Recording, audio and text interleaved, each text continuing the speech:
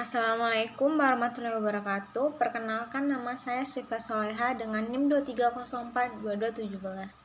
Baiklah, di sini saya akan membahas tentang aktor, perilaku, dan indikator ekonomi publik. Yang pertama, kita akan membahas tentang aktor dan perilaku. Nah, aktor dan perilaku ini dipengaruhi oleh suatu hubungan antara si aktor dan pelaku. Nah, aktor dan pelaku ini terdiri dari dua orang. Nah, yang selanjutnya terkait dengan aktor dan pelaku ini yaitu penyelenggara negara. Yang ketiga, kelompok dunia usaha, dan yang keempat, kelompok masyarakat Manadi. Selanjutnya, penyelenggaraan negara. Nah, penyelenggaraan negara ini terdiri dari 3 pilar yang saling berhubungan untuk mencapai keseimbangan. Yang pertama, eksekutif atau pemerintah. Yang kedua, legislatif atau parlemen. Nah, yang ketiga, yudikatif atau lembaga peradilan. Nah, kita akan membahas satu persatu. Nah, lembaga eksekutif ini terdiri dari presiden dan wakil presiden. Nah, lembaga legislatif ini terdiri dari anggota DPR, DPD, dan DPRD. Nah, lembaga yudikatif ini atau lembaga peradilan ini terkait tentang MA, MK, dan yang terakhir yaitu lembaga kuasai negara.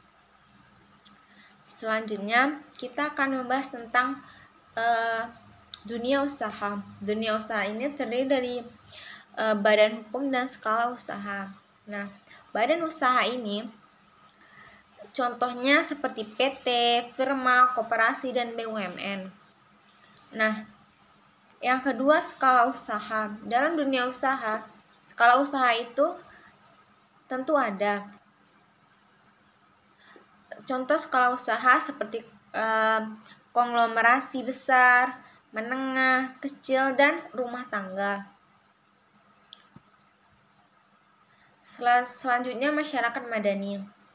Masyarakat madani adalah konsep dalam ilmu sosial dan politik yang merujuk pada suatu masyarakat yang didasarkan pada partisipasi aktif masyarakat atau warga dalam kehidupan publik. Nah, penghormatan terhadap hak-hak individu, keadilan sosial persamaan, serta supremasi hukum. Dalam masyarakat madani ini, warga negara memiliki peran penting dalam pembentukan kebijakan, pengambilan keputusan, dan pembangunan secara menyeluruh.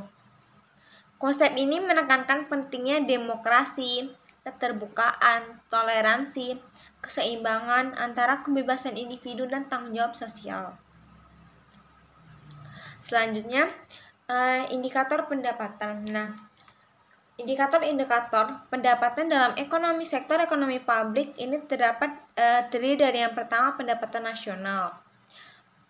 Nah, yang kedua, pendapatan per kapita. Yang ketiga, penghasilan rumah. Yang ketiga, penghasilan rumah tangga. Nah, yang keempat, indeks Gini. Selanjutnya,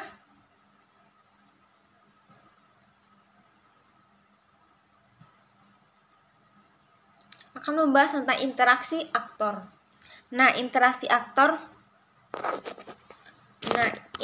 aktor ekonomi publik atau merujuk pada hubungan dan interaksi antara berbagai identitas atau lembaga yang terlibat dalam kegiatan ekonomi yang berkaitan dengan sektor publik atau pemerintah. Aktor-aktor ini meliputi pemerintah lembaga, pemerintah daerah, badan-badan pemerintahan yang berwenang dalam kebijakan ekonomi, dan lembaga-lembaga yang terlibat dalam pengaturan dan pelaksanaan kebijakan. Interaksi antar aktor-aktor ini melibatkan proses pembuatan kebijakan, pelaksanaan kebijakan ekonomi, serta kerjasama dalam upaya mencapai tujuan-tujuan ekonomi dan sosial negara. Selanjutnya,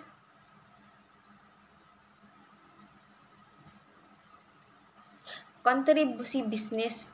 Nah, dalam kontribusi bisnis kita sangat membutuhkan beberapa faktor. Nah, yang pertama, faktor stabilitas nilai tukar. Yang kedua, menghasilkan barang dan jasa.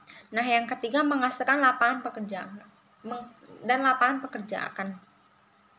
Nah, dalam konteks bisnis ini, stabilitas nilai tukar itu sangat diperlukan di dalam negara karena ini akan meningkatkan pendapatan negara per kapita.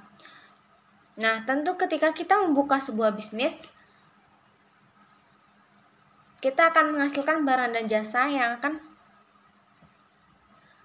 sangat berpotensi baik kepada masyarakat yang membutuhkan. Nah, menghasilkan lapangan pekerjaan. Ketika kita membuka sebuah bisnis, tentu akan membuka lapangan pekerjaan bagi yang membutuhkan.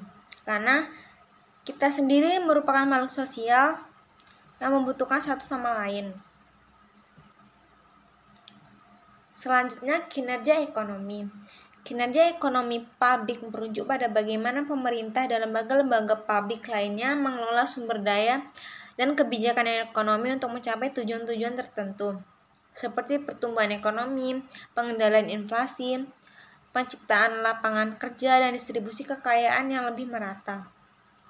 Ini melibatkan pengelolaan anggaran, kebijakan fiskal, moneter, dan regulasi untuk mempengaruhi perekonomian secara menyeluruh.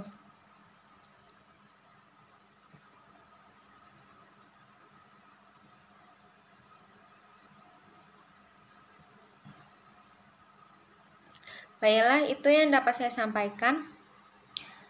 Apabila ada kekurangannya, saya meminta maaf. Saya akhiri dengan Assalamualaikum warahmatullahi wabarakatuh.